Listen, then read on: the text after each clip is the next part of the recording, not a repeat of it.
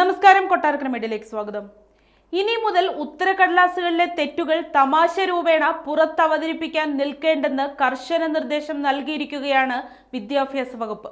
SSLC, +2 പരീക്ഷകളുടെ മൂല്യനിർണ്ണയം നടക്കുന്ന സാഹചര്യത്തിലാണ് ഇത്തരത്തിലൊരു ഉത്തരവ് പുറപ്പെടുവിച്ചിരിക്കുന്നത്.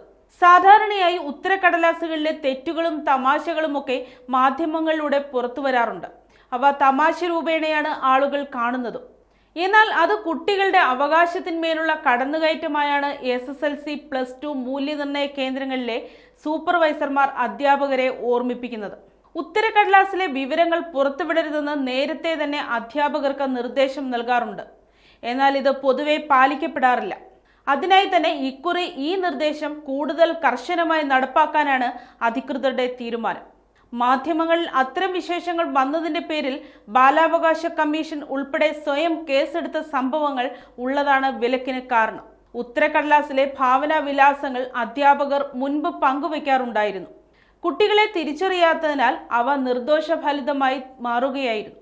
പാഠഭാഗത്തെ അടിസ്ഥാനമാക്കി സ്വയം വിശകലനം നടത്താൻ പറയുമ്പോഴും ഉപന്യാസവും കത്തും തയ്യാറാക്കാൻ പറയുമ്പോഴുമൊക്കെയാണ് കുസൃതി കൂടുതലായി വരിക. ശാസ്ത്ര സാമൂഹിക പാഠ ഉത്തരക്കടലാസുകളിലെ അത്തരം ഉത്തരങ്ങൾ മൂല്യനിർണ്ണയ കേന്ദ്രങ്ങളിലെ സൂപ്പർവൈസർമാർ പോലും ഉറക്കെ വായിച്ചു കേൾപ്പിക്കുമായിരുന്നു. എന്നാൽ അതെല്ലാം കുട്ടികളെ അധിക്ഷേപിക്കലാണെന്ന വിലയിരുത്തലാണ് ഇപ്പോൾ. കുട്ടികളിൽ അത് അപകർഷതാബോധമുണ്ടാക്കുമെന്നും അധ്യാപകർക്ക് അധികൃതർ മുന്നറിയിപ്പ് നൽകിയിട്ടുണ്ട്.